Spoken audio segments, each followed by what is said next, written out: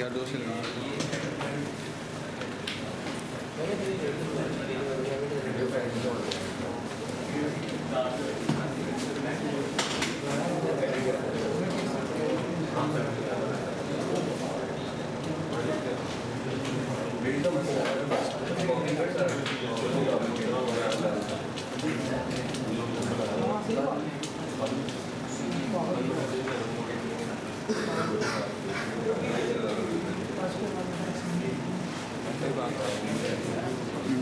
तूने इतनी जल्दी स्टार्ट कर दिया।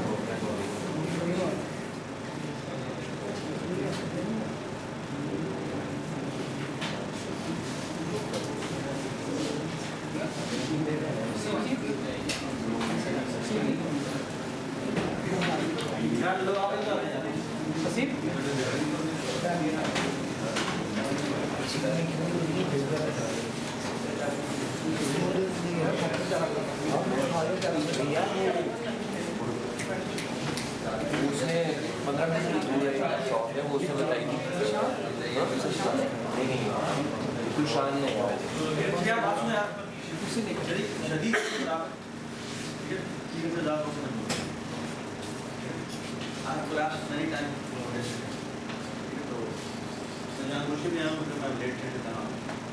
अच्छा तो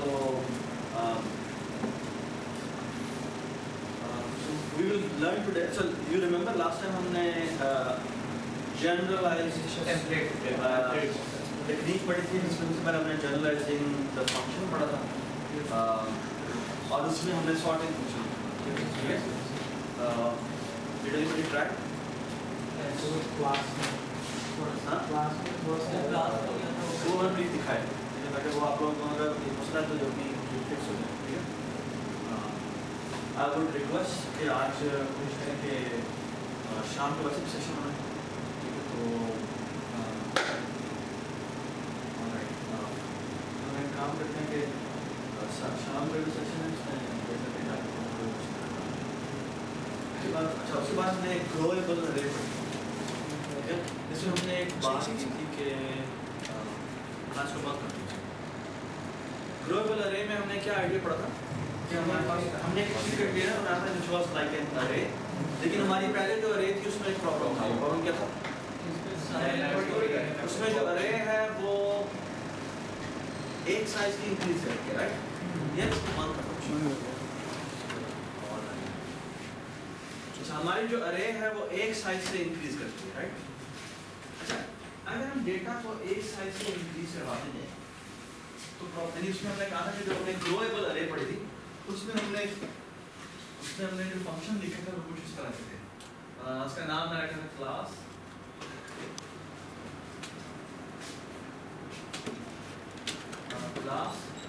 उसका नाम था हमने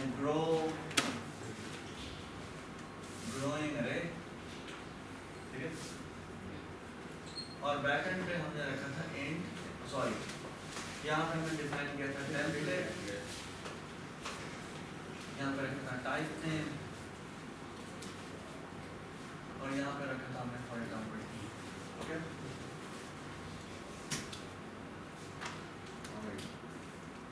यहाँ हमने क्या रखा था, यहाँ पे रखा था टी टाइप का वाटर, इसका नाम था दिस ओके ऑलराइट। और फिर हमने क्या रखा था एक साइज एक इंच साइज में साइज रखा था ठीक है। और हम चाहते क्या थे, हम चाहते कुछ इस तरह से कि मेन में फॉर एग्जांपल ये हमारा इंट मेन है। हमने यहाँ पे बेटा क्या किया था, यहाँ पर हमने कहा था ग्रोइंग अरे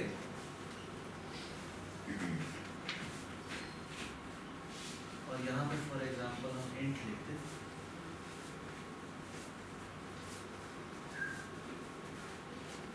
यहाँ मैं जी ए रखता हूँ और हम एक्सपेक्टेशन ये करते हैं। सो फॉर एग्जांपल अभी हमारे पास जो ग्रोइंग अरे है उसके बैकएंड पे बीएस में क्या पड़ा और साइड क्या पड़ा okay.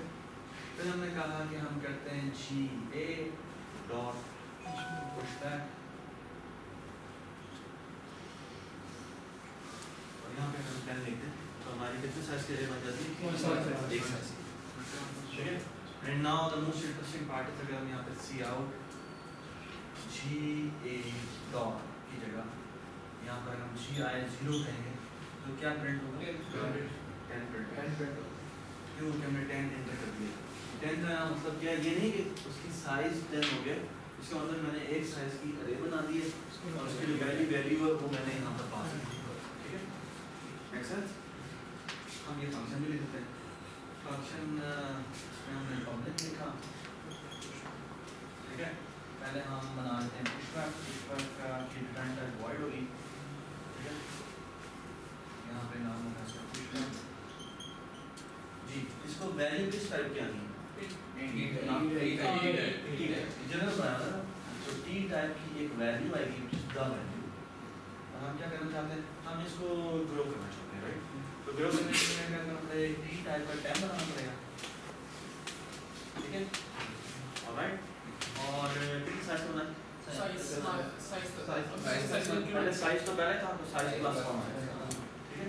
Of course I am not writing constructor है जिसके अंदर हमने साइज को 0 भी सेट करता है, vs को हमने सेट तो temp is equal to new t कितने साइज यहाँ पे कर दें साइज +1, ठीक है। हाँ प्लस नहीं है, मुश्किल नहीं करा, ठीक है। और यहाँ पर हम एक फॉर लूप लगाते हैं, जिससे पहले कॉपी करवाते हैं। फॉर जी क्या करें? I is equal to 0, I is less than size I plus और यहाँ करते हैं temp के ith इंडेक्स को असाइन क्या कर दिया? vs के ith, ठीक है। ये हमने कॉपी करवा दिया, but that's not the only thing we have to do। और हमने एक और करना है कि आखिरी इंडेक्स पे जाके क्या रखवा देना? temp के साइज इंडेक्स पे जाके क्या रखवा देना? वैल्यू रखवा दी। और अब हमने एक और काम भी करना है, इस vs को temp पे असाइन करवाना और उससे पहले हमने vs को डिलीट कर देना, ठीक है। लेकिन हमें चेक करना है कि कहीं vs पहले null तो नहीं था। अगर vs हमारा null था फिर हमें डिलीट करने की जरूरत नहीं, ओके। सो यहाँ पे हम चेक कर रहे थे if vs अगर vs है तो हमने vs को डिलीट करना है, तो यहाँ पे लिखेंगे डिलीट क्या करते हैं vs, ठीक है। अगर vs नहीं है तो ये डिलीट नहीं होगा, ठीक है। और आखिर में हमने एक और काम करना है, वो एक तो हमने साइज को प्लस प्लस कर देना, ठीक है। और दूसरा हमने vs is equal to ये हमारा पुशबैक हो गया। सही वही चीज नहीं कर रहे क्या पहले करते थे? बिल्कुल वही करें, बिल्कुल वही करें। देखिए द नाइस थिंग इज पहले हमने एक int टाइप का पॉइंटर रखा है ना, लेकिन अब इस ग्रोइंग अरे हमने बनाई है एक काइंड ऑफ कंटेनर बना गया। कंटेनर का मतलब क्या है? कंटेनर का मतलब ये है चाहूं तो मैं ग्रोएबल अरे, वही जो तुमने काम किया था पहले, वो तुमने इंटीजर लिखा था, फ्लोट के लिए तुम करते तो दोबारा करते हैं, स्टूडेंट्स के लिए करते तो दोबारा करते हैं, हर एक डेटा टाइप के लिए तुम्हें ये काम दोबारा करना सर वैसे हम इसमें एक कैरेक्टर पास कर सकते हैं तो एरर आएगा ना? क्या मतलब कैरेक्टर? अगर हमने int का बनाया हाँ?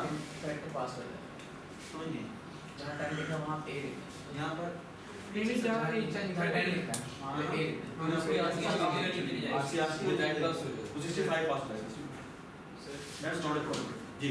अगर मैं ड्राइंग एरे के अंदर दो पॉइंटर रखना चाहूँ क्यों रखना है? स्टेप के लिए वैसे मेरे अंदर रखवाना तो क्यों रखना है? हमारे पास मसला नहीं है। तो जब हम ड्राइंग एरे हाँ? जीरो करेंगे जी ए का जीरो इंडेक्स में पहुंचाएंगे तो कौन से एरे को? यार ये तुम्हारी डेफिनेशन है, ये तुम डिफाइन करने जा रहे हो कि मैंने इसे बैकएंड पे कैसे हैंडल करना है। आप एक की जगह 50 पॉइंटर्स रखते हैं, वो तुम डिफाइन करोगे। मेरी जो रिक्वायरमेंट थी वो रिक्वायरमेंट ये थी कि मैंने एक ग्रोइंग अरे रखनी है, ग्रोइंग अरे में मुझे एक ही पॉइंटर चाहिए, मुझे मल्टीपल पॉइंटर नहीं चाहिए, ठीक है। तुम्हारी अगर कोई और कन्वेंशन होती है कि फॉर एग्जांपल एक तरह की मैंने अलग रखनी है, एक तरह की मैंने अलग रखनी है, एक और तरह की मैंने अलग रखनी है, फिर हो सकता है तुम्हें 3 पॉइंटर चाहिए होते हैं, ठीक है। ठीक है, तो ये एक कुछ जनरलाइज ग्रोइंग अरे जिसका काम होना चाहिए कि एक ऐसा डेटा स्ट्रक्चर जिसके अंदर एक ग्रोइंग टाइप की मैं जिसकी मर्जी अरे बनाना चाहूँ बना सकूँ, ठीक है। चलो आप चुप करो, एवरीबॉडी अंडरस्टैंड? अच्छा अगर मैं आपको कहूँ इस तरह मैंने पॉप बैक करना है, पॉप बैक क्या करेगा? लास्ट एलिमेंट को डिलीट कर देगा, ठीक है। तो आप चाहें तो ये फंक्शन भी बना सकते हैं, एक का नाम रखता हूँ पॉप बैक। पॉप बैक क्या करें? इसकी रिटर्न टाइप क्या होगी? नहीं, इसकी रिटर्न टाइप टी होगी। Why T? क्योंकि एक तो पॉप बैक कर दे, दूसरी बात है कि जो वैल्यू पॉप कर रहा है वो रिटर्न करवा दे। समझ आएगा? तो हम पॉप बैक में बेटा क्या करेंगे, पहला काम हमारा ये है टी टाइप का एक टेम्प बनाए, यहाँ पे वो टेम्प पॉइंटर नहीं एक और टेम्प है, ठीक है, या टी वैल्यू कर देते हैं या कहते हैं लास्ट है, इसको क्या रखना है लास्ट यानी कि these का कौन सा इंडेक्स साइज नहीं साइज -1 तो साइज कंट्रोल साइज तो साइज -1 रखा है, आखिर में तो रिटर्न करवा देना क्या, रिटर्न करवा देना क्या लास्ट वैल्यू। और यहाँ पर हमें क्या कौन सा काम करना पड़ेगा, श्रिंक वाला काम था सर यही लूप लगा देंगे, लेकिन यही लूप लगाएंगे लेकिन हमें एक काम करना पड़ेगा, right, does it make sense. और इस तरह के नया टर्म बन जाएगा जिसका एक साइज का होगा, जी सही। सर अगर वो हम उसे कैरेक्टर देते हैं, अगर समझिए हमने पहले उसके अंदर एक टीचर दिखाते गए ठीक है, और एक दफा हमने उसे कैरेक्टर दे दिया तो उनके कैरेक्टर वो इंटीजर टाइप का बना हुआ है, वही टीचर टाइप वो खुद खुद कास्टिंग कर देगा इंटीजर सर बात पता है क्योंकि सुनो मेरी बात, हमने जब यहाँ बनाया है यहाँ पर हमने टी लिखा है और जब हमने बनाया था तो यहाँ पर एंड कर दिया था, तो इस पूरी की पूरी टेम्पलेट क्लास की एक कॉपी बनी और उस कॉपी में हर टी की जगह क्या रिप्लेस होगा, हर दफा एंड रिप्लेस होगा। अब अगर तो उसमें जब हम g dot push back call करें तो कौन सा वाला कॉल हो रहा है, इंट वाला ga जो कि एंड के साथ बना है, एंड वाला कॉल होगा, ठीक हो गया। और जब तुम पुश बैक कॉल करोगे तो वो कौन सा वाला फंक्शन कॉल करेगा, एंड वाला फंक्शन कॉल करेगा, क्योंकि ga के साथ एसोसिएटेड कौन सी वाली डेटा टाइप है, एंड वाली डेटा। अगर वहाँ कैरेक्टर लिखेंगे यहाँ कैरेक्टर लिखेंगे तो भी वो इंटीजर वाला ही कॉल करेगा, क्योंकि ga यहाँ पर क्या है, इंटीजर है, राइट। सर ये अभी लास्ट जो टाइप की हुई है, हाँ जस्ट एक कन्वेंशन, यूजुअली कन्वेंशन यही है कि पुश बैक जब करना है तो लास्ट वैल्यू की जगह पर आप कॉपी कर देंगे, यानी एक नई जगह बनाकर कॉपी कर देंगे। पॉप बैक का मतलब है कि आपने लास्ट वैल्यू रिटर्न करवा दी और साइज उसका एक कम हो जाए। अच्छा इतना ज़्यादा जूम ना करना, रिटर्न भी करवा देंगे, रिटर्न मैं क्यों करवा रहा हूँ, आपको एक फायदा हो रहा है सर वो अभी just stay with me, whatever I'm saying just believe that, ठीक है जी।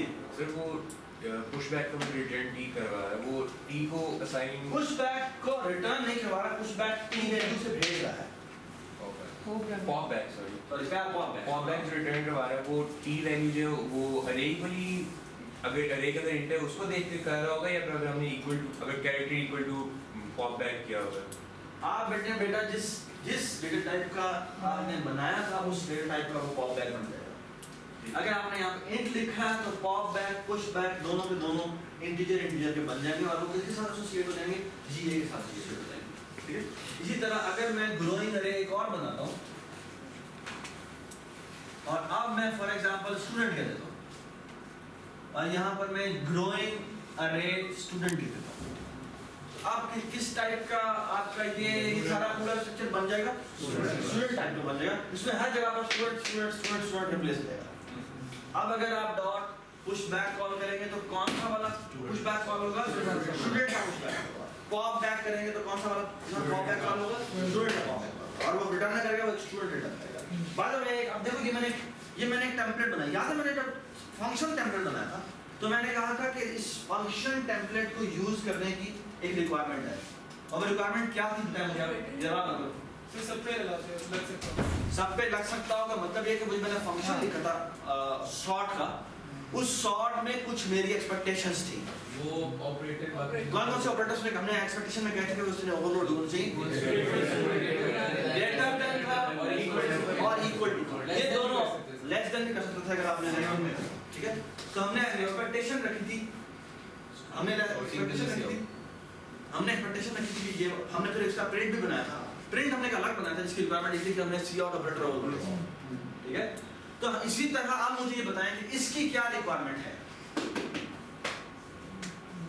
इसकी क्या रिक्वायरमेंट है, इक्वल टू सबसे पहले इसको देखो, टी वैल्यू मैंने भेजी है, ये बाय रेफरेंस भेजी by copy, deep copy, it means क्या बना हुआ होना चाहिए, डीप कॉपी के लिए क्या रिक्वायरमेंट होती है, इक्वल टू भी होता है और एक और भी होता है, इक्वल टू कॉपी का सेट, इसके लिए कॉपी सेट बना हुआ जरूरी है लास्ट, और ऑब्वियसली इसकी वजह क्यों, क्योंकि यहाँ पे टी बाय कॉपी रिटर्न होता है, तो इन दोनों का देखें तो मैं फौरन आइडेंटिफाई कर लेना चाहिए कि हमें इसके लिए कॉपी रिटर्न बनाना जरूरी है, ठीक है। और हमें कोई और चीज चाहिए, ऑफ कोर्स ये चाहिए। इसमें हमें कौन सा ऑपरेटर ओवरलोड होना चाहिए? Equal to operator. Equals to वो भी नहीं चाहिए होगा ब्रैकेट वाला, क्या? ब्रैकेट की इंडेक्स वाला। नहीं, वो तो पॉइंटर है ना। नहीं अगर हम समझे नहीं, वो पॉइंटर है, पॉइंटर ऐसे कर सकते। इसके लिए मसला नहीं है, हाँ ठीक इसके लिए मसला नहीं है। बाद में हमने ये किया, ये करने का मतलब है कि हमने एक और फंक्शन इस क्लास में ओवरलोड करना है। वो कौन सा फंक्शन होगा? नहीं, ये नहीं, सी आउट नहीं। सी आउट तो ओवरलोड इसके लिए करना, हाँ, इंडेक्स वाला ओवरलोड करना है इसके अंदर। इसका मतलब है हमें एक ऑपरेटर ये वाला ओवरलोड करना है, जिसके अंदर क्या पास होना है? इंटीजर आई पास होगा, और इससे रिटर्न टाइप क्या होगी? अगेन ये टी होगी, ठीक है। और इसने करना क्या है? इसने बस रिटर्न करवा देना है, क्या? रिटर्न वीज का कौन सा इंडेक्स? आई है, दैट्स इट। ये से हम रिटर्न करवा रहे हैं by copy, again by copy. इसमें कॉपी मेथड को इंप्लीमेंट होना जरूरी है। हाँ, ये बताओ इस लाइन को एग्जीक्यूट होने के लिए क्या चीज रिक्वायरमेंट है? लेस देन कहां ओवरलोड हुआ? इसके अंदर या स्टूडेंट की क्लास के अंदर? स्टूडेंट की क्लास। इसकी रिक्वायरमेंट ये है कि सी आउट इधर है और इस साइड पे क्या है? इस साइड पे ग्रोइंग अरे नहीं है, इस साइड पे ये इस तरह रिप्लेस क्या होगा? इससे रिप्लेस होना है। टी है, टी खुद क्या है? टी या तो स्टूडेंट है, इसके तो स्टूडेंट होगा और इसके तो क्या है? टीचर। और हमें कुछ भी ओवरलोड करने की जरूरत नहीं है इंट के लिए, क्योंकि इंट तो बाय डिफॉल्ट टीचर चल जाता है। यही काम अगर मैंने इसके लिए भी करना होता तो फिर मुझे कौन सा वाला ऑपरेटर ओवरलोड करना चाहिए?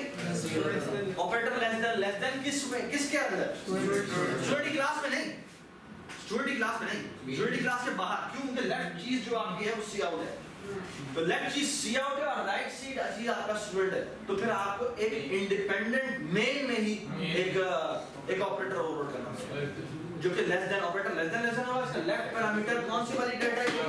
होस्ट स्ट्रीम राइटर होगा, ठीक है।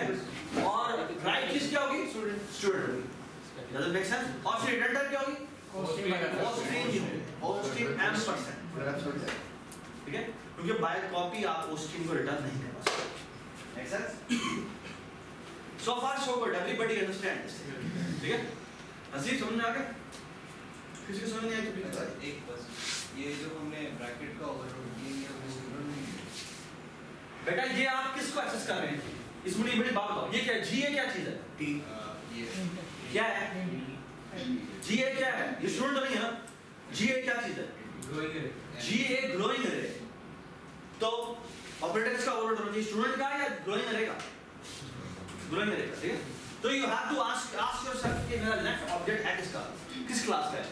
अगर वो स्टूडेंट का होता तो स्टूडेंट के लिए ओवरलोड करना पड़ता, लेकिन क्योंकि वो ग्रोइंग अरे का तो हमें ग्रोइंग अरे में ओवरलोड करना पड़ेगा। और क्योंकि वो टेम्पलेट है तो मुझे टेम्पलेटाइज करके करना पड़ेगा। बाय द वे ये मैं फंक्शन जो लिख रहा हूं वो कहां लिख रहा हूं? वो डॉट एच की क्लास के अंदर लिख रहा हूं। अगर मैं क्लास के बाहर लिखता तो पहली बात तो किसी भी फाइल में आपने नहीं लिखना। आपने लिखना है जो कुछ भी लिखना है वो आप हेडर फाइल के अंदर लिखेंगे। दूसरी बात, अगर आपने क्लास के अंदर ही डिफाइन कर दिया तो ऐसे डिफाइन करें, ठीक है। लेकिन अगर आप क्लास के बाहर डिफाइन कर रहे हैं तो फिर आपको लिखना पड़ता है इसकी जगह आपको लिखना पड़ेगा क्या? अगर मैंने ये प्रोटोटाइप आप ऑफ कोर्स लिख देंगे इस क्लास के अंदर, तो क्लास के बाहर उसी के अंदर नीचे डिफाइन करेंगे तो आप लिखेंगे क्या? रिटर्न टाइप लिखेंगे टी, फिर आप क्लास का नाम लिखेंगे जो कि है ग्रोइंग अरे, फिर आप यहाँ लिखेंगे कॉलम। लेकिन साथ आपको यहीं पर बताना है कि ये ग्रोइंग अरे किस टाइप की होगी? टी टाइप की। और ऑफ कोर्स ये टी टाइप को बनाने के लिए डिफाइन करने के लिए ऊपर आपको दोबारा से लिखना पड़ेगा टेम्पलेट, क्योंकि ब्लॉक खत्म हो गया उसका क्लास का। तो टेम्पलेट यहाँ पर लिखेंगे टाइप नेम टी, और यही टी यहाँ पर मिलेगा। आपने यहाँ पर टाइप लिख दिया तो यहाँ पर आपको टाइप यूज करना पड़ेगा, यहाँ पर टाइप यूज करना पड़ेगा। और यहाँ पर आ जाएगा क्या? पॉप बैक, और ये जो भी आपने कोड लिखा इसी भी में नहीं लिखना, ये हेडर फाइल के अंदर ही है। तो वजह मैं भी अपने पास मैंने अब थोड़ी सी वजह बताई थी। अगर आप जानना चाहते हैं तो आपको जाने कि असल में होता ये है कि अगर वो बहुत सारी हेडर फाइल की सीपी बनी हो तो वो उसको लिंकिंग करने में मसला होता है, ठीक है। वो एक कंपाइलर का अपना इशू है, वो अभी तक हैंडल नहीं कर सकते। वो भी स्टूडियो का या आप जितने भी आईडीज हैं उनकी अपनी नाकामी कह रही है, अभी तक वो ये नहीं कर सकते। कहते हैं एक हेडर फाइल कोई वजह मुझे नहीं पता, कंपाइलर कोर्स पढ़ेंगे तो शायद आप इस सवाल का आंसर, बट एवरीबॉडी अंडरस्टैंड्स, ठीक है। एवरीबॉडी अंडरस्टैंड, ठीक है। ऑलराइट, मुझे इस बात का एक सवाल का जवाब है ये जो भी आपने अभी ग्रोइंग अरे बनाई बेटा आप नजर आ रहा है? ये इसकी रिफ्लेक्शन की वजह से नजर आ रहा है? यार वहाँ पढ़ दो, आप तीनों वहाँ पढ़ दो, या तुम भी तुम्हें शक्ति करोगे इधर क्यों ना बैठो, जब उठे ना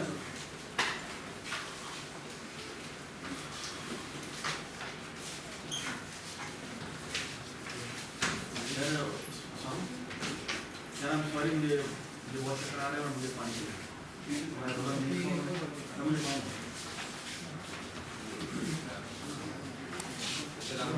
हाँ? हो जाए यार अब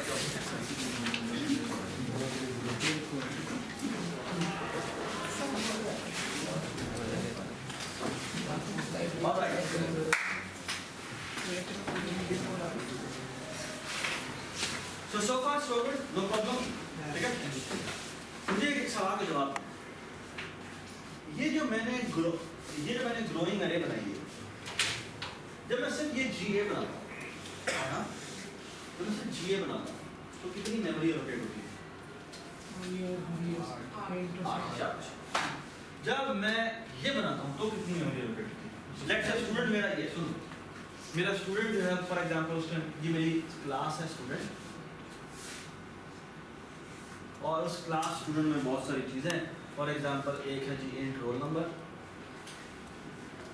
ठीक है, एक और है फॉर एग्जांपल कैरेक्टर अरे लिखी हुई है वो 100 साइज की, जो कि n फॉर नेम है, और फॉर एग्जांपल स्टूडेंट का सेक्शन ले लेते हैं या बैच ले लेते हैं, एक और कैरेक्टर है सेक्शन, और वो भी फॉर एग्जांपल हाँ ठीक है, और ये हो गया लेट्स से, और बस ये 3-4 चीजें, एक ये कितने बाइट मतलब अगर मैं स्टूडेंट टाइप का एक ऑब्जेक्ट बनाऊं तो कितने साइज का बनेगा? 4 बाइट इसके, कितने बाइट इसके? 100 बाइट इसके, 100 और 10 बाइट इसके, तो 114 बाइट हो जाएंगे अगर मैं एक ऑब्जेक्ट बनाऊं उसका, ठीक है? व्हाट अबाउट हियर, जब मैं स्टूडेंट GA बनाता हूं तो ये बनेगा, तो कितने बाइट एलोकेट होंगे? 8। क्यों 8? चुप आपसे नहीं, हम तो कहना सर क्योंकि पॉइंटर है और हमने वैसे भी नहीं भेजा, हाँ। स्टूडेंट भेजेंगे तो वैसे ही चला जाएगा, और अगर स्टूडेंट भेजेंगे तो स्टूडेंट चलेगा, लेकिन बनेगा तो पॉइंटर ही ना, तो पॉइंटर का हमें पता है कितना साइज होता है, so no problem at all, ठीक है? हाँ, जब हम पहली दफा ये हमने कुछ लाइनें लिखी और अब हमने GA dot push back use किया, और पुश बैक में हमने कोई भी एक वैल्यू भेज दी जो कि एक्चुअली स्टूडेंट है, सम S1 स्टूडेंट है जो हमने भेज दिया। अब कितनी मेमोरी एलोकेट होगी बिलाल?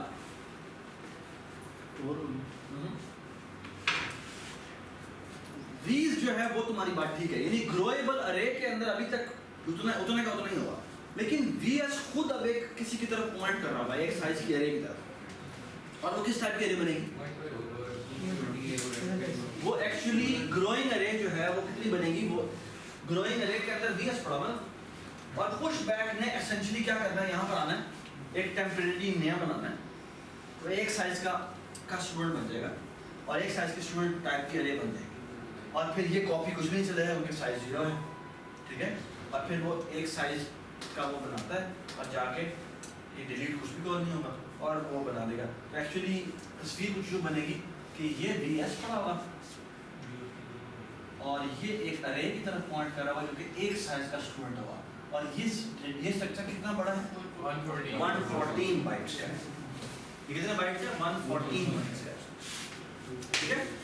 तो I completely agree with you कि अभी भी 8 बाइट का ही ग्रोएबल अरे हुआ, लेकिन उसके अंदर जो पॉइंटर वीज का है वो किसकी तरफ पॉइंट कर रहा है? वो एक स्ट्रक्चर की तरफ पॉइंट कर रहा है जो कि खुद कितने बाइट का है? 114 बाइट का है। अब बेटा अगर मैं एक काम करता हूँ, यहाँ पे कुछ और लाइनें लिखता हूँ और यहाँ पे GA डॉट पुश बैक दोबारा कॉल करता हूँ और यहाँ पे कोई S2 बना के भेजता हूँ, अब एक और स्टूडेंट बन जाएगा। आप मुझे बता सकते हैं कितनी मेमोरी और एलोकेट होगी? 236 जबरदस्त। अब एक्चुअली ये होगा VS हमारा तो ऑफ कोर्स अभी तक 8 बाइट का ही होगा, लेकिन हीप पर एक और मेमोरी बन जाएगी और वो इसके साथ एक और मेमोरी होगी जो कितनी होगी? जो अगेन 114 बाइट की ये थी, 114 बाइट की ये होगी, हमारी 228 बाइट एलोकेट होते हैं। एवरीबॉडी अभी बाय द वे ये हम थोड़ा सा यहाँ पर आपको चकम्मा देंगे कि हमने जो टेम्प जब बनाया था तो एक्चुअली वो एक नई मेमोरी 228 बाइट की बनी थी और ये वाली मेमोरी एक्चुअली वहाँ पर कॉपी हुई थी, ठीक हो गया? ऑलराइट, तो मैं लेकिन इन द एंड वाली पिक्चर बना रहा हूँ तो ये बनेगी 29 ऐड किया तो दो स्टूडेंट बने ना, एक स्टूडेंट 114 का दूसरा 114 था। इस साइज ही पड़ा हुआ है। सॉरी इनका साइज ही पड़ा हुआ है। इनका साइज तो है ना, ये बस है ये दोनों भी ऐड हो। बेटा नहीं, ये 8 बाइट अभी भी अलग अलग पड़े हैं और ये अलग पड़े हैं, तो 128 बाइट हीप पर एलोकेट हुए हैं और ये साइज वहीं का वहीं है, यानी ये तो स्टैक पे बनी हुई है और ये कहाँ बनी हुई है, ये हीप में। तो मैं कह रहा हूँ हीप में मैं आपसे दो सवाल करूँगा, स्टैक मेमोरी कितनी है, वो हमेशा इतनी ही रहेगी, और जो हीप मेमोरी है वो कितनी है, पहले वो 0 थी हीप मेमोरी, फिर 114 हो गई, फिर वो 114 और ऐड हो गई, जो कि कितनी हो गई 228। ये हीप पर बनी हुई है, ये कौन सी मेमोरी, ये स्टैक मेमोरी। स्टैक मेमोरी जो बनी हुई है वो है जो जीए के अंदर, ठीक है, और जीए के अंदर जो वीज है वो एक्चुअली इस जगह पॉइंट है। अब सवाल बेटा ये है कि हर नई एंट्री ऐड होने पे कितने बाइट्स और एलोकेट होते जाएंगे हीप के ऊपर, हीप के ऊपर 114 बाइट और ऐड होते जाएंगे, 114 बाइट और ऐड होते जाएंगे, 114 बाइट और ऐड होते जाएंगे। लेकिन इसके साथ एसोसिएटेड एक बहुत बड़ा खतरा है, और वो खतरा ये है कि जब हम पुश करते हैं तो ये जो पुश का काम है ये इतना आसान नहीं है, क्योंकि पुश का क्या करता है, पूरा का पूरा एक नया ब्लॉक बनाता है जो कि कितनी एंट्रीज होती हैं, और वो पूरी की पूरी पहले कॉपीज होती है, और कॉपी होने के बाद क्या होता है, कॉपी होने के बाद वो पुरानी डिलीट होती है और फिर पुराने वाला पॉइंटर जो है वो उसको नए वाली मेमोरी की तरफ पॉइंट करवाते हैं, है ना, ठीक है। आप इमेजिन करो कि हाँ गूगल ने तुम्हें हायर किया और गूगल जब भी क्रॉलिंग कर रहा होता है तो हमारे नए हर रोज नए वेबसाइट पे डेटा डाल जा रहा होता है और वो नई एंट्रीज उसमें ऐड कर रहा होता है, लेकिन उसने अगर बैकएंड पे पीछे अपना ग्लोबल अरे रखा होता तो आज उसका डेटा फॉर एग्जांपल 1 पीटाबाइट है, तो एक एंट्री ऐड होने के लिए एक वेबसाइट और बन गई, एक वेब पेज और बन गया, तो उसको 1 पीटाबाइट पहले और प्लस एक और वेब पेज के लिए जितना डेटा चाहिए वो एक और डेटा एलोकेट करेगा और फिर वो 1 पीटाबाइट डेटा दोबारा से रीड करेगा। वो तो बेचारा बस यही करता रहेगा, बस वो सर गूगल सर्च इंजन पहले कहेगा कि हाँ हमने क्वेरी लिखी, वही मैं फिलहाल कॉपीइंग कर रहा हूँ, पहले वहाँ से फाइल बना फिर तो ये सब मुझे ना कितना हैवी टास्क हो जाएगा। Everybody understand? ये ग्रोइंग एरे में जब भी पुश बैक है, ये पुश बैक पुराना पूरा का पूरा डेटा डिलीट होता है, पहले नया बनता है, उसमें पूरा का पूरा कॉपी होता है। ये कॉपी ऑपरेशन बहुत खतरनाक है। खतरनाक इस सेंस में है कि आपको पूरा का पूरा डेटा यहाँ से यहाँ कॉपी करना पड़ता है और फिर आपको एक नई जगह मिलती है और फिर आप वहाँ पर कॉपी करते हैं। ऐसी है इसे अवॉइड कर सकते हैं। सर आप मेमोरी की जो लोकेशन है उनको खुद हैंडल करेंगे कि इसके बाद कौन आता है, इस बात तो कैसे कर लेंगे? यहाँ पे एक और सेल ये प्रोग्रामिंग आपको वो नहीं देती ना, आपको याद नहीं देती। ये समझ में इसने क्या कहा? इसने कहा कि आप इमेजिन करें प्रोग्राम जो आपका ऑपरेटिंग सिस्टम में आप बनते हैं, यानी आप किसी को और जगह देंगे, ठीक है, आप उसके आगे खुद ही दे दें, लेकिन ये काम आप इंडेक्सिंग ये काम ऑपरेटिंग सिस्टम खुद करता है। एक और सेल बनाए और उसके बाद आप किसी तरह उसको बता दें कि इस पॉइंट के बाद तुम्हें उस सेल पे चले जाना है। तो वही ये नहीं होता ना, ये तो फिर तो आप इंडेक्सिंग नहीं कर सकते। ये तुम्हारी बात ठीक है, लेकिन मसला ये है कि ये काम ये समझ में नहीं सकता का किस तरह से हम उसके बाद में छोटी सी इन्फॉर्मेशन एक पॉइंटर हमें रख देते हैं जो कहते हैं यार इसके बाद जो डेटा पड़ा हुआ है ना वो वहाँ पड़ा हुआ है, ठीक है, ये अच्छा आइडिया है, ये एक्चुअली समझ में इम्प्लीमेंट करना है, लेकिन इसमें एक बहुत बड़ा मसला है। तो क्या मसला है? आप हम इंडेक्सिंग नहीं कर सकते। अब हम इंडेक्सिंग तो सबसे बड़ा फायदा रहेगा क्या था कि अगर हमें 5वां नंबर चाहिए, हम डायरेक्टली स्टार्टिंग पॉइंट से लेकर हम 5वें इंडेक्स पे जाते हैं, जाकर डेटा उठा लेते हैं, कंटीन्यूअस मेमोरी बढ़ेगी। लेकिन आप अगर कंटीन्यूअस मेमोरी नहीं है तो तो फिर तो आप गए काम से। सर यानी आप फॉर एग्जाम्पल सुनो बात, अगर गूगल को आप कहते हैं कि फलानी वैल्यू मुझे उठाकर दे दो, जैसे 75,000वीं वैल्यू मुझे उठा के दे दो, तो अब अगर वो डेटा कंटिन्यूस नहीं पड़ा हुआ तो वो क्या करेगा? वो पहले वाले में जाएगा, हाँ भी तुम्हारे पास डेटा कहाँ पड़ा हुआ, वो वहाँ जाएगा, वो तुम्हारा डेटा वहाँ पड़ा हुआ, ओ वहाँ जाएगा, वो यहाँ पड़ा हुआ, ओ वहाँ। ये काम करते करते वो तो बेचारा फारिग हो जाएगा। तो continuity is lost. When contiguity is lost, then आप इसका नाम फिर अरे रखना छोड़ दें, क्योंकि अरे में तो नाम उसके सबसे बड़ा फायदा ये था कि कंटिन्यूस डेटा। Everybody understand? इसका मतलब है कि कंटिग्यूटी ही हमने रखी है, ठीक है? Alright, now look at this. मुझे एक बात बताएं, ये आप कितने से इंक्रीज करें? 1 से increase करें, ठीक है? Here comes a very important and very beautiful idea. एक लाइन की चेंज और जमीन आसमान में फर्क आ जाता है, ठीक है? और वो फर्क मैं क्या बताता हूँ, और वो फर्क ये है, एक मिनट बाद। The idea is it's just growing array, जो हमने exactly ऐसे ही करना है, लेकिन हम एक छोटा सा काम है। पहले मैं let me tell you the mathematical detail. And here is discrete mathematics, जो आपका नेक्स्ट सेमेस्टर में आने वाला कोर्स है, वो आपको बताएगा कितना बड़ा फायदा है। Alright, look at this.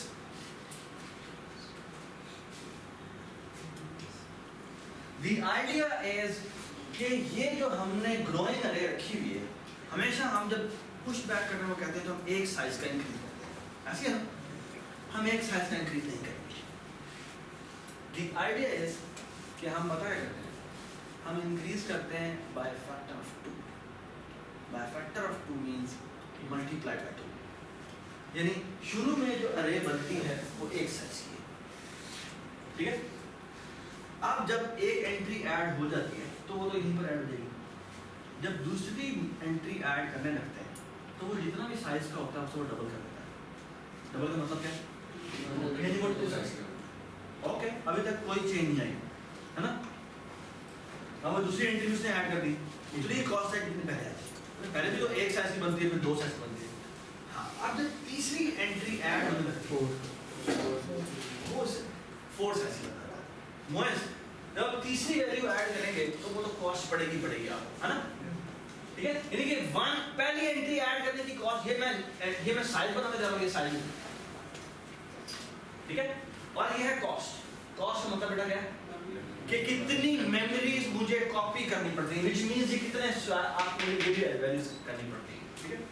Look at this. मैं इम्प्लीमेंटेशन डिटेल पे भी जाता हूँ। 1 पे कितनी कॉस्ट आई? 1 की कॉस्ट आई। 2 पे कितनी कॉस्ट आई? 2 ही कॉस्ट आई, क्योंकि प्रीवियस वैल्यू पहले ऐड करनी पड़ी, ठीक है? 4, अच्छा, उसके बाद आपने 4 साइज की अरे बना दी। कितनी साइज की अरे बना दी? 4 साइज। तो थर्ड एंट्री पे कितनी कॉस्ट आई? 3 कॉस्ट आई। क्यों 3 कॉस्ट आई?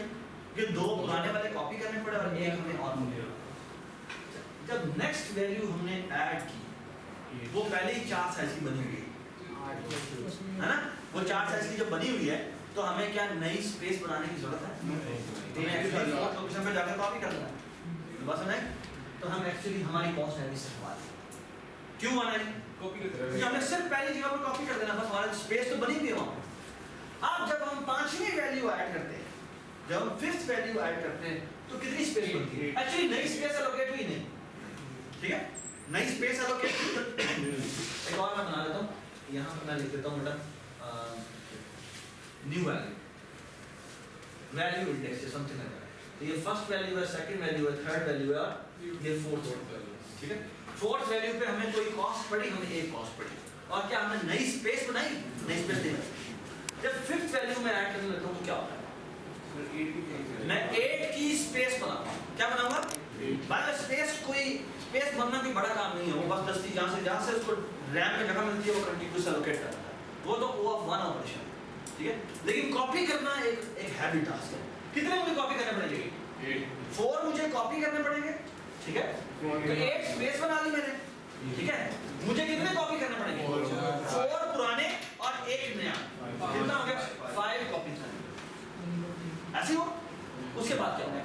जब मैं 6th वैल्यू ऐड करूंगा, आपकी 8 स्पेस बनेंगे, कितनी स्पेस बाकी बच पड़ेगी? 3 स्पेस पड़ेगी। और फिर वो क्या करता है? यहाँ पे कोई स्पेस नहीं बनाता, और कॉस्ट नहीं आती है, सिर्फ 1 की कॉस्ट आती है, ठीक है। जब मैं 7th वैल्यू कॉपी करता हूं तो वो भी जगह बनी पड़ी है, तो क्या करेगा, 0 स्पेस और 1 कॉपी हो गया, याद है। जब मैं 8 करता हूं कॉपी, कोई भी स्पेस नहीं बनती, क्योंकि 8 की तो स्पेस मैंने पहले बनाई है, और 1 की आपकी कॉस्ट है। इसको समझ आ गई बात? नाउ लुक एट, मैं इसको इरेज कर दूं यहां से, ठीक है।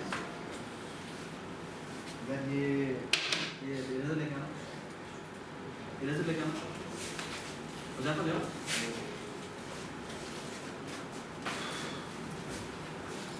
जी 9 में क्या होता है, 9 के लिए मुझे 16 की स्पेस बनानी पड़ती है, और यहाँ क्या होता है, 8 दफा नहीं 9 दफा, 8 पहली और 1 यहाँ अभी तक हमें लग रहा है इतना ज्यादा फायदा नहीं हो रहा है ना, लेकिन आप देखना अभी आपको कितना बड़ा फायदा। Look at this. Look at this. 9 के बाद आपको 10वीं एंट्री पे कोई स्पेस नहीं बनानी पड़ेगी, और 1 का आपको कॉपी करना पड़ेगा। 11th एंट्री पे भी आपको स्पेस नहीं बनानी पड़ेगी, क्यों? क्योंकि 16 की एंट्री आपने पहले बनाई हुई है, तो आपको 1 की कॉस्ट आएगी, ठीक है। फिर क्या होगा, 12 पे भी कोई कॉस्ट नहीं आएगी, 1 कॉपी आएगी, ठीक है। 13 पे भी नहीं होगा, 14 पे भी नहीं होगा, और कहाँ तक नहीं होगा, 16 तक नहीं होगा। 16 तक कॉस्ट कितनी आएगी, 1 1 1 1 1 1 1 1, ओके। उसके बाद क्या होगा, 17 पे आपकी कॉस्ट आएगी, दैट इज एब्सोल्युटली राइट। 17 पे जब कॉस्ट आती है वो कितनी, आपको 32 की स्पेस बनानी पड़ती है, और क्या होता है, आपको कॉस्ट आती है कितने की, 17 की कॉस्ट, ठीक है। लेकिन एक ये आपको एग्री कि 17 पे आपको बड़ी बड़ी कॉस्ट पड़ रही है, लेकिन 17 के बाद 32 तक आपको कॉस्ट सिर्फ 1 1 1 1 1 की पड़ती है। उसके बाद क्या होगा, 32 के बाद आपको 33rd एंट्री के ऊपर कॉस्ट पड़ेगी 33, लेकिन आप कितने की स्पेस बना सकते हैं, 64 की, और अगली 31 एंट्रीज पे कोई भी कॉस्ट नहीं, एक्स्ट्रा स्पेस बनाने की कॉस्ट खत्म। ये बात सुनाई? उसके बाद 61 एंट्रीज पे आपको कॉस्ट नहीं पड़ेगी, उसके बाद 128 एंट्रीज 127 एंट्रीज के ऊपर आपको कॉस्ट नहीं। यू आर एब्सोल्युटली राइट कि आपकी स्पेस जाया होगी, लेकिन स्पेस जाया करने से आपको फायदा क्या होगा, आपकी processing extremely fast, and this is something which is remarkable. इसीलिए आपकी जब रैम बढ़ जाती है तो आपको ज़्यादा फायदा होता है, that's okay, okay, but एक और बात भी है, that's always the case कि space versus time is the trade-off which all operating system and all softwares behave कि हमेशा वो कहते हैं जी हमें स्पेस ज़्यादा दे दो, हम तुम्हें एक्शन बना देंगे, that's the case, everybody understand?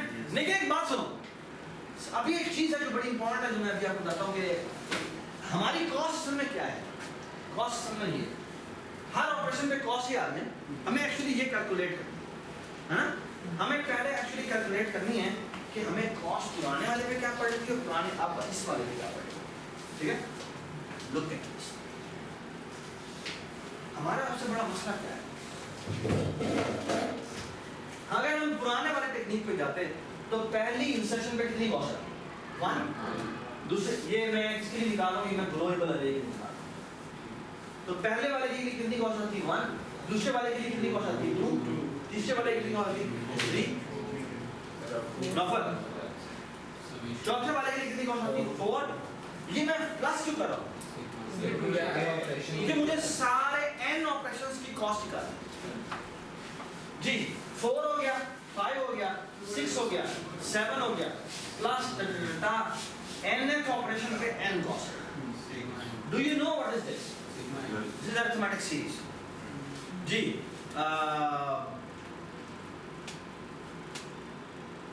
मेरे सेक्शन से कोई मतलब यहाँ पर नहीं है, चलो ये किसके बराबर होता है, हाँ मिला तो है, ये किसके बराबर होता है, हाँ किसके बराबर होता है, 1 plus 2 plus 3 plus n किससे होता है? सिग्मा सिग्मा n ना, ये तो मुझे पता है। n into n plus 1 divided by 2। Okay, इसका बड़ा खूबसूरत प्रूफ है जो गॉस ने दिया था, और वो ये था कि इस n को 1 में ऐड करो तो क्या होगा? खत्म होता है n plus 1। इससे पिछली एंट्री क्या होगी? n minus 1 को अगर मैं 2 में ऐड करूँ तो बनता है n plus 1। इससे पिछली एंट्री क्या होगी? n minus 2 होगी ना, n minus 2 को मैं 3 में ऐड करूँ तो बनता है। There are how many n plus 1? Not n. Half. So n by 2 time n plus 1. That's it. Huh? First lecture. ठीक है? So that's the proof. Okay, so this value is equal to actually n by 2 times n plus 1. Okay? क्योंकि हर pair एक n plus 1 generate कर रहा है. So there are how many pairs? Of course, if the n entries n by 2 number of pairs. Okay? Everybody understands this so far? Everybody understand? Imagine this. Imagine this. अगर हमारे पास n is 1 billion, क्या? If n is 1 billion, this is 1 billion times 1 billion plus 1 divided by 2. Okay? अगर ये 2 billion होता, तो 2 billion का मतलब क्या है? 2 billion multiply by 2 billion plus 1 divided by 2. So actually ये बन जाएगा billion times 2 billion plus 1. Okay? That's what it is. Okay? How much cost it? Billion times 2 billion plus 1. ऐसी है? Let's go to vector. ये vector implementation किया, इसमें एक line की चेंज है. वो एक लाइन चेंज क्या है? ये जो ग्रोइंग हो रही थी प्लस 1 से, वो किससे हो जाएगी? वो एक्चुअली इनटू 2 से हो जाएगी. ये बात समझ? अब जो कॉपिंग का काम है उसे एक दफा करना पड़ेगा, वरना करना नहीं पड़ेगा. ठीक है? वो हम इसको भी हैंडल करते हैं. ठीक है? और अब हम इस कॉस्ट को सम करते हैं, है ना? इस कॉस्ट को सम करते हैं. एक बात बताओ, look at it. जो एक छोटी सी बात बतानी है आपको, आप लोगों को I don't know पता होना चाहिए.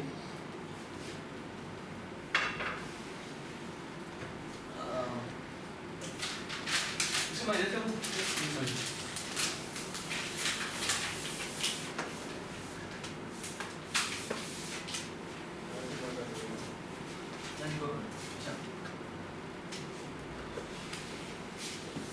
अच्छा, यहाँ पर मैं एक समेशन लिख दे रहा हूँ.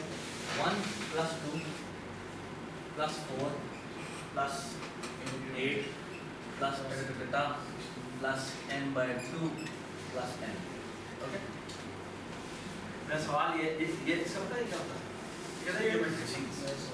कहते हैं geometric series because it's increasing by a geometric factor. Okay?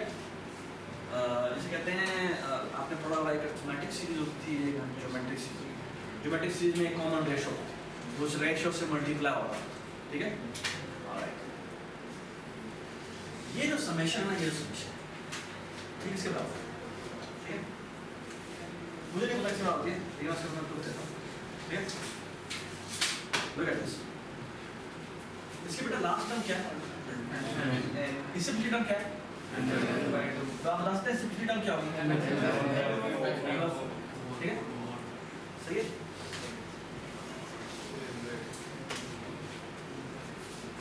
ये मैं जो तुम्हें बात बता रहा हूँ ना, अगर तुम ये याद रख लो ना, तुम्हारी कंप्यूटर साइंस की जिंदगी में सबसे ज्यादा इंपॉर्टेंट चीज ये समेशन है. क्योंकि जहां पर भी एफिशिएंसी आती है, जहां पर भी यूजुअली एफिशिएंसी आती है, वहां पर ये सीरीज बार बार करोगे. और सैड बात ये है कि अगर मैं तुम्हें डेटा स्ट्रक्चर फॉर एग्जांपल या एल्गोरिथम अगर मैं तुमको ना पढ़ा, आई वुड रिकमेंड कि तुम्हें मेरे कोर्स पढ़ना चाहिए जो मैंने ऑनलाइन रिकॉर्ड करके रखा हुआ है. I might not be here. और I am 100% sure कि आपको कोई भी नहीं पढ़ाएगा ये चीज़, क्योंकि किसको नहीं आती. और हालांकि इतनी सिंपल सी बात है जो कि और बड़ी सैड बात है कि लोगों को क्यों नहीं पता. ठीक है? आप वहाँ पर जितनी भी इंटरनेशनल लेवल की यूनिवर्सिटी है, वहाँ पर ये चीज़ बड़ी बड़ी बार आती है, लेकिन यहाँ पर वो लोग नहीं पढ़ाते. हाँ, ये बात सुनो मैं क्या कहता हूँ. There is a very important technique. This is a technique which is almost everywhere in computer science. ठीक है? और अगर ये तुम्हें नहीं पता तो ये बहुत ही बड़ी सैड बात होगा. ठीक है? Look at this. ये मैंने तुम्हें एक फॉर्मूला लिख दिया, ये तुम्हें एक समेशन लिख दिया और मैं कह रहा हूँ कि इसका समेशन मैं निकाल सकता हूँ, ठीक है? चला, ये मैंने एक तुम्हें एक ब्लॉक बनाया और ब्लॉक के मैंने 2 टुकड़े कर दिए, ठीक? ब्लॉक के मैंने 2 टुकड़े कर दिए, कैसे दोनों यहाँ पर आ जाओ, देखिए रिकॉर्ड इतना जूम ना करना, Zoom नहीं। ये एरिया सारा मसला, ठीक है? अच्छा, इस तरह समझने के बजाय मैं इस तरह समझूंगा, जानबूझ के करना, ठीक है? अच्छा बिलाल, एक बात बताऊं, अगर मैं अज्यूम करूं इसको जरा, अगर मैं इसको कह दूं n है, तो ये कितना है? ये भी n ही है। ये n मैंने उठाया, ये शेड है। अगर अगली एंट्री n/2 है तो कितना एरिया मैं इसमें शेड करूंगा? ओके, अगर ये एरिया n है तो ये दोनों पूरा टोटल एरिया कितना है? 2n, ठीक है? ये मैंने अगली एंट्री ये उठाई, यहाँ शेड कर दी, अगली एंट्री उठाई n/2, यहाँ पर मैंने शेड कर दी, कितनी एंट्री बाकी बच गई है भाई? n/2 ही बाकी बच गई है ना? रामेश बताओ, अगली वैल्यू है n/4, n/4 n/2 का कितना होता है? तो अगली वैल्यू इसको दोबारा हाफ कर दी, कितना बाकी बच जाएगा? n/4 ही बाकी बच जाएगा, है ना? क्योंकि n/4 मैंने शेड कर दिया, n/4 ही बाकी। अगली एंट्री यहाँ पे क्या होगी? n/8 इसको शेड करेंगे, इसके हाफ, है ना? अगली एंट्री ये n/8 बाकी बच गया, अगली एंट्री n/16 है, तो इसका हाफ शेयर करेंगे, शेड करेंगे ना? You will going to shade every quantity here, the last block will still be remaining. So I can easily say this whole summation is less than 2n. Okay? So this whole summation is less than 2n. This whole summation is less than 2n. Everybody understand? Everybody understand? ये हमारी cost है ना? ये हमारी cost है।